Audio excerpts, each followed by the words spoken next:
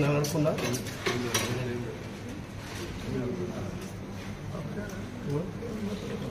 ఎలా నిన్న మొన్న టీవీలలో పేపర్లలో వస్తుందా చూస్తున్నావా సపోర్ట్ తీసుకుంటారు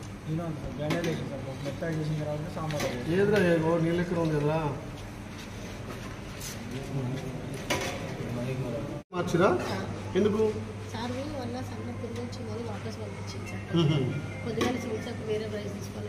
అంతిట్టే ముద్ర ముద్ర ఉంటుందా బాబు ఏయ్ ముద్ర ముద్ర ఉంటుందా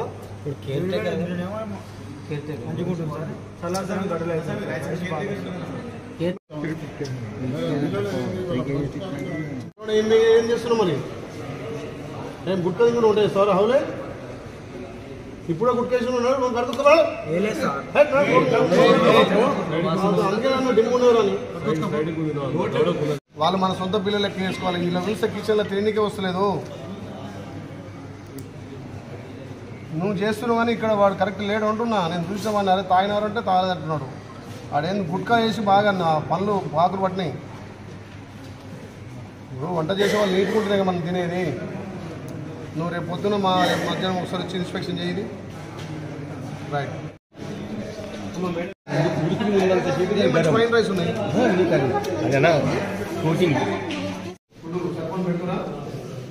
చెప్పండి మీకోసం వచ్చి నేను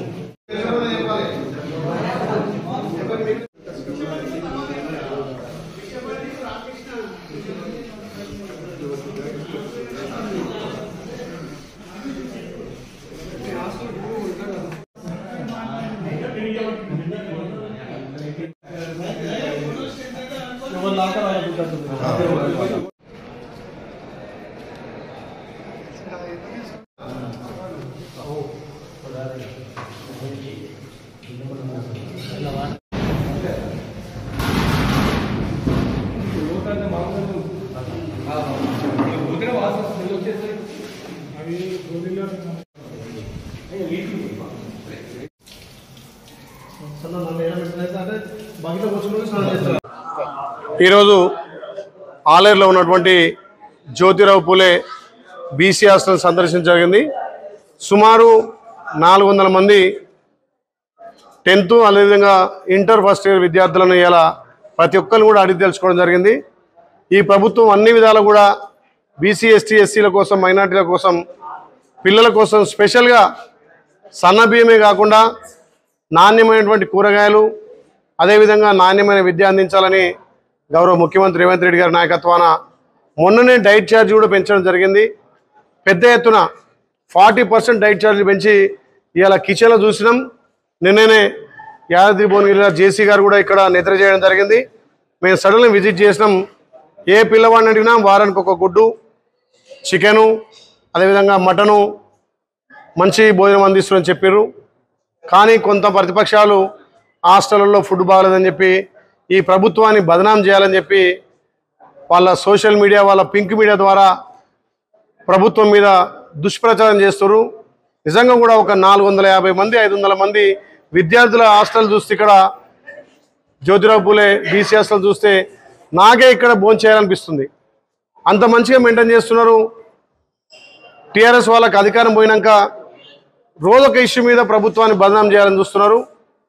మిగతా ఆలయంలో ఉన్నటువంటి ఎస్టీ ఎస్సీ గురుకుల హాస్టల్ కూడా ప్రతి ఒక్కటి వారానికి 2 హాస్టల్ విజిట్ చేసి ఏమైనా లోటుపాట్లు ఉంటే తప్పకుండా సరిదిద్ది ఆ పిల్లలు మా సొంత పిల్లలుగా వాళ్ళకి అన్ని విధాల వసతి కల్పించి ఇందులో చిన్నపిల్లలు చెప్తున్నారు సార్ మాకు పొద్దున స్నానం చేయాలంటే చలి పెడుతుందంటే మరి వాడు గీజర్లా లేకపోతే హీటర్లా ప్రభుత్వంతో మాట్లాడి తప్పకుండా అరేంజ్ చేసి కొంతమంది పిల్లలకు బెడ్షీట్లు కానీ అదేవిధంగా అక్కడ వసతులు కూడా కొంచెం తక్కువ అనిపించినాయి.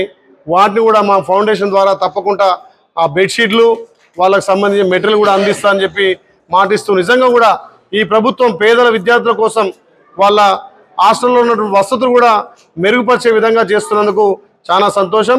ఇవాళ ఈ హాస్టల్ చూస్తే చాలా సంతోషం అనిపిస్తుంది.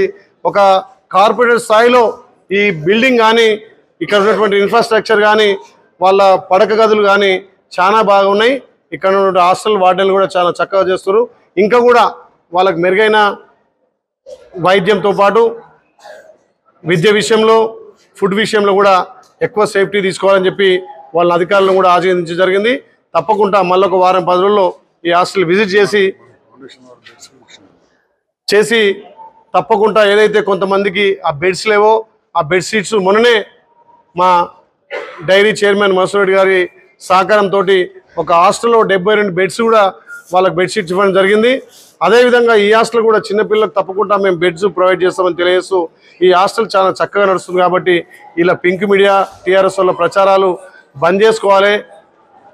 మన పిల్లలని చూసుకొని మన పిల్లలు చదువుకునే ఈ హాస్టళ్లలో ఫుడ్ సక్రమంగా ఉందా, ఏదన్నా దుష్ప్రచారం చేసే వాళ్ళు మీరు హాస్టల్లోకి వచ్చి చూసి చెప్పాల్సిందిగా వాళ్ళకు మరి ఏ రకంగా మీరు ప్రభుత్వాన్ని బదనాం చేస్తారో అధికారం పోయిన అక్కస్తోటి ఈ రకంగా పిల్లలు చదువుకునే పాఠశాలలు కానీ పిల్లలు చదువుకునే హాస్టల్ కానీ వాళ్ళు తినే ఫుడ్ మీద దుష్ప్రచారం చేయొద్దని చెప్పి వాళ్ళని హెచ్చరిస్తున్నాం. అసలైన తొలి వెలుగు. ఫాలో వాట్సాప్ @తొలి వెలుగు official.